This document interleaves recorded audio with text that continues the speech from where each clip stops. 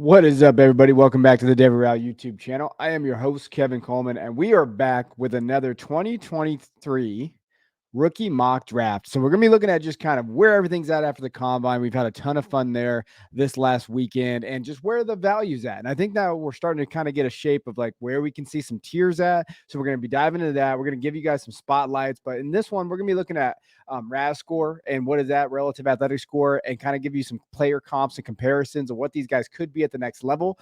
We are also, of course, going to be talking about Anthony Richardson and how high he's going in the mock. So we just did this mock right after the combine, kind of to see where everything is at. So stay with us, hit that like and subscribe button while the intro is going, and we'll get into it.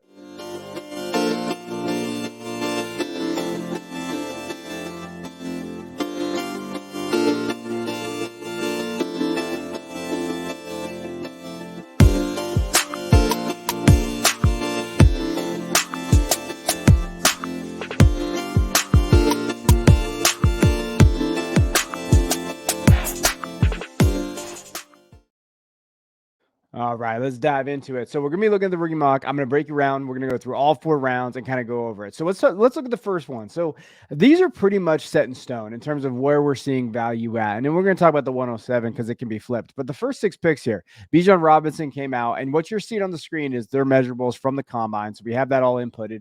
And when you're looking at it, Bijan's number 1. I mean, he's clear cut. That's kind of where he's at. I think the big shock is Anthony Richardson at 102, and this has happened multiple times. He's already kind of been in that 105 range, and then he just jumped up. And I think he had a great combine from people like what they like to see, athleticism, Konami code quarterbacks, and he's at the 102. Let us know, would you take him that high? Because he is going there. And there was a big debate in this mock in the sleeper chat, like, can't believe he went that high. So that pushes CJ to 103, Bryce to 104, which is not bad compared to where Bryce was going beforehand. He came in at 5'10", 204, and I think, hey, that's as good as Bryce was going to do. So there's really no knock on Bryce.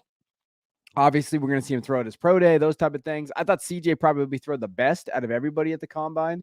He looked really good, probably solidified himself as the 101 in most cases in terms of the quarterback position. And then at the 105, we have Jackson Smith-Njigba. Jackson Smith-Njigba came ready to play. And when you look at his measurables, he didn't run the 40, but when you look at his relative athletic score, he pretty much showed you why he's good. Like we've talked about on this channel multiple times, you guys have all known that I'm a JSN wide receiver 1 guy. I was that up until even the combine, right? Like I was in there. And reason why is because he creates separation. He's going to earn targets, and he's just going to be that good. I mean, that's just who JSN is, and he kind of showed that, and he did really, really well. He tested well. Then you have Will Levis at the 106. And again, this is the tough one for me. I probably would have went Jahmyr Gibbs here, but in a quarterback and a super flex, if he's going to go in the top 10, and a lot of people thought he looked very good at the combine in terms of what he did, that's going to be team dependent what you think. To me, I'm still going Gibbs, but I understand the 106 with that change. And the guy even said, hey, in my home league, I'm taking Levis to the 106. So I wanted to see how this mock went because I need a quarterback. And that's what you're going to see in a lot of leagues, right? This is why I do a lot of drafts with non-analyst people. I do it with real people that are in real leagues that, you're going to see these scenarios play out. And I love that. So Levis at the 106. Now, when you flip it around to the next 6 picks here, when we go through them, 107, Jahmyr Gibbs. And Gibbs came in at 199, but he ran a very good 40. And so when you're looking at what he was able to do, sub 4.40, or excuse me, under 4.40, and what he was able to do, you're going to jump him in there, right? Quentin Johnston, 6'2", 208. And I think the question mark with Quentin is just where do we put him at, right? So where do we put him at in terms of this mock? And where are we going to put him at when he went down to 6'2", but I thought he tested really well. So when you're looking at what he tested like, that's a pretty good indicator of what maybe he could be at the next level, right? So I think that's the question. Like when we're thinking of like, hey, where does Quentin Johnston go? Addison goes next at the 109, and I think really those top 9 is kind of where it's at, right? Like those guys pretty much in that spot. You have Gibbs, Johnson, Addison. You could flip Addison Johnson for you if you want, but that's probably where those 9 are going to go. And that's pretty much the first 9 you're going to see in a lot of rookie drafts. I don't see anybody jumping ahead in there. And then there's a tier, and you get to 110, Zach Charbonnet. And I think he kind of solidified himself today. Even at 214, ran a good enough 40 time to kind of be that running back 3 of the class. Jalen Hyatt still going at the 111. And I think that's like, I didn't think he had a terrible combine. So when you're looking at Hyatt, what he did okay. I think people wanted him to run a little faster just because that's his one elite skill. But I don't think you can knock him. Now, would I take him at the 111? No, I would not. And for perspective on Hyatt, I did a thing last night, and Hyatt went, the night before this when we did this mock. Hyatt went in the third round, 302. So he's going from 111 to 302. His value's all over the board. I think about it's at this price, I'm out. And then Tank Bigsby rounds out the first round. And I know that the guy that took Tank's a big Tank guy. I thought Tank did okay today. We come from Josh Jacobs and looks like his relative athletic score looks like that. I see, Tank being in there at that late, late first. He's probably going to be there, probably mid second, to be honest with you. If you don't have a Tank fan in there, maybe you jump on that, right? So that's the first round. Now, I do want to spotlight a guy in terms of where we're at. So when we spotlight it, what we're going to be looking at is Anthony Richardson. So relative athletic testing is essentially just, hey, you need athletic guys to play in the league. And when you look into this, Anthony Richardson crushed that. And he is the most athletic quarterback ever in the combine. So you're looking here, elite at every level, right? Okay, vertical, broad, 40-yard dash, 20-yard split, 10-yard split, all elite. And then when you look at what he did throwing the ball, he has a cannon. He has a howitzer. We know that. And it's the accuracy thing that's going to be the concern. And that's the thing you're just going to have to decide for yourself what you're going to do. Are you going to take the value and you're going to take the upside and the swing? Or are you going to be like a little nervous about it because of his accuracy and you're going to worry that he's going to get out of the league, right? And then when we compare him here, I mean, he was going after Cam Newton here. Cam Newton was 9.99, one of the best quarterbacks tested here. And you know what? Anthony Richardson outplayed him, outbeat him. And when you're looking at him, you got to show that head-to-head with what Cam Newton could be. And in the football guys, rookie guy that we did, we comped him to Cam and said, hey, that's his ceiling. So that is his ceiling, right? Now, when you're looking at the first-round tiers, I just want to go through it. I kind of talked about it already, but I do want to kind of go through. You have Bijan, that's pretty much a tier. And then you're going to have the quarterback tier. 102, 103, 104 is kind of the quarterback tier. And there might be a position player sneaks in there, but that's pure trade. Hey, that's where I'm going to go. 105, 106, and 107 is kind of in there. I would honestly say like at the 110 is the cutoff, right? So you have Jordan Addison. Whatever you think of Charbonnet, there's a pretty big drop between the 109 and 110. Maybe not as big a drop as you think if you think, Zach can be in there and kind of step up. But after 110, it's a huge drop. So when you're thinking of where your values are and where your rookie picks are right now, that is where I think you have to kind of determine where you're going to go with your picks, right? At the 106, you might be able to trade back, right? You have Levis sitting there. You don't really want him. You're not really a big fan of Addison, Johnson, or wherever the case may be. Maybe you want to kind of get back a little bit, or you just go get a veteran player. That could be also that got improved in value, right? Now, let's go through the second round. So we're here. We got Joshua Downs, Zay Flowers, Zach Evans did not measure in well. 202, killing me, Zach. Like we wanted him to be 210, 215. Devin Shane, again, really fast 40 time. When we're thinking all said and done, he just got speed. We know that. 5'8", 188. 188 is a pretty good speed for 4.32. I like that. Michael Mayer, 6'5", 250. I mean, just solid player. Keishawn Boutte had a terrible, terrible combine. And I think the thing that you got to understand with him is what are you going to do with him, right? Like, so Keishawn went at the 206 in this one, but he was not ready to go. And I think that says a lot about him. Like, he really needed to do well in this thing, and he just didn't do it. And that's the question mark with him. Like, does he have the maturity? Does he have that? And he did not test well. So, I don't fault people for just completely saying, hey, I'm out on Keishawn, because that's kind of how you might have to do it just because of his testing where he's at. And in terms of this one, he went a little higher than I expected. And the last one that we did, he went in the late third. And so like, you're going to see that if I'd rather take a shot on Keishawn in the third.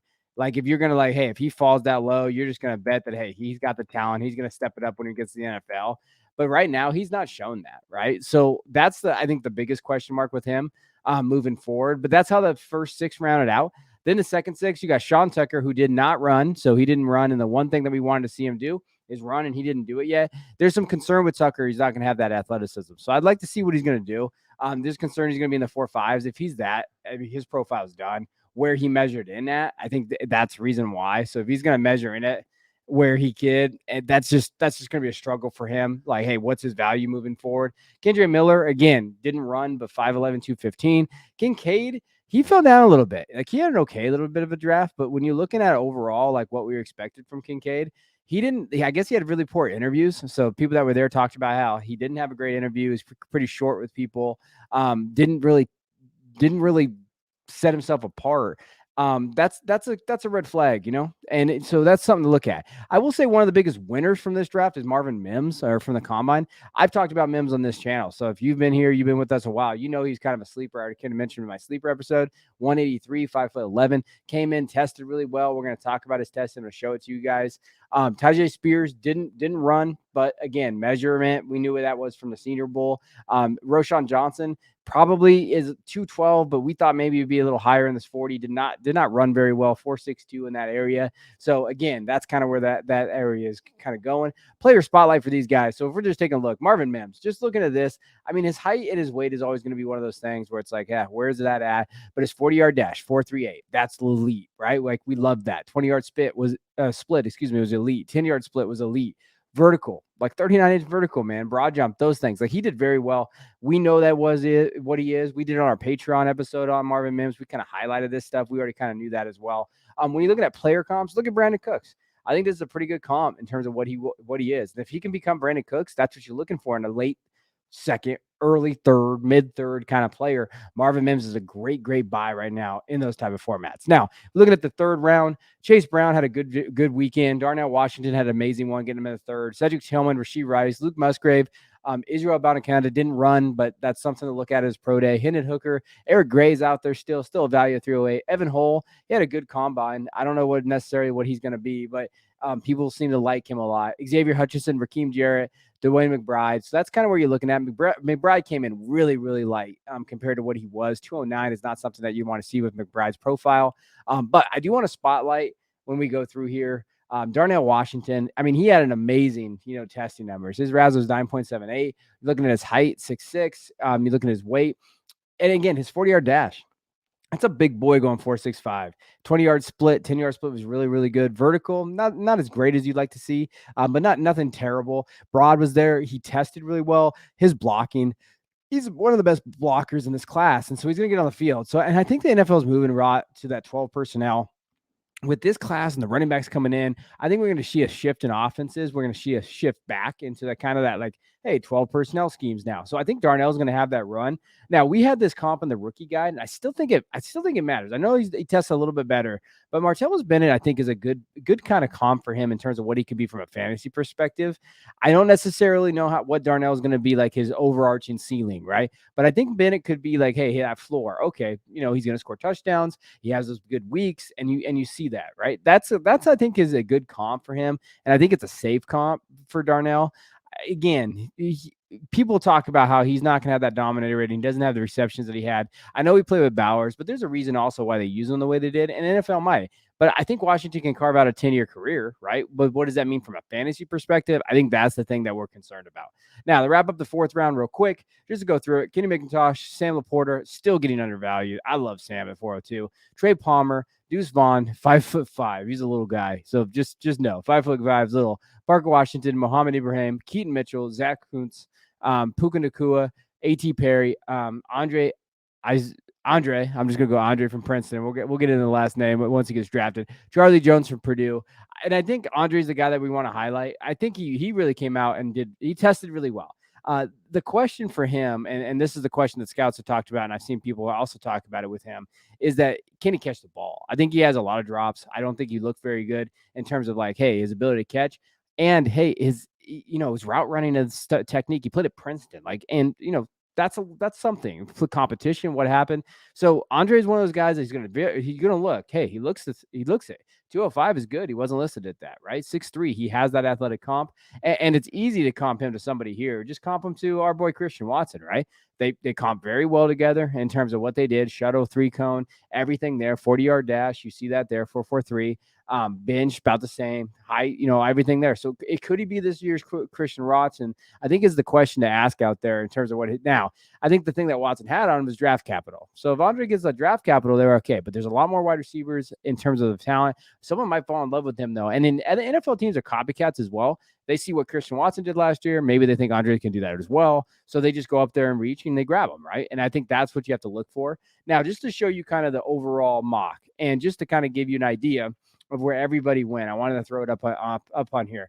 I'm going to tell you right now, my favorite draft was out of the 105. So my guy Craig Reed had that draft there. I think that's a good spot to be in. JSN, Mayer, Musgrave, Washington, if you like that spot. But just look at the talent that came after those guys that you could have drafted as well, right? So I think the 105 is an interesting spot. Again, if you look at the 110, I purposely chose the 110 because I think that's where the tier break is. I don't hate the first two picks, like Charbonnet and Mims. Hutchinson's not even bad either. And then we talked about A.T. Perry on a podcast I did recently. Hey, if you're going to go for upside and value, you might want to smash A.T. Perry at that ADP and just have it. Maybe I should have took Andre too, like those two guys there. I'm not really on the Charlie thing, but again, when you're looking at that, where that value's at, so this is a good time to stop the video, see it. Hey, where do these guys play out? And kind of go over it and go from there. So again, man, I appreciate you guys tuning in. So this is the rookie mock. I hope you guys, I have the post combine rookie mock. Hope you guys enjoyed it. Please check out the Patreon below. Leave that like and subscribe button. We appreciate you guys. We'll check you guys next time.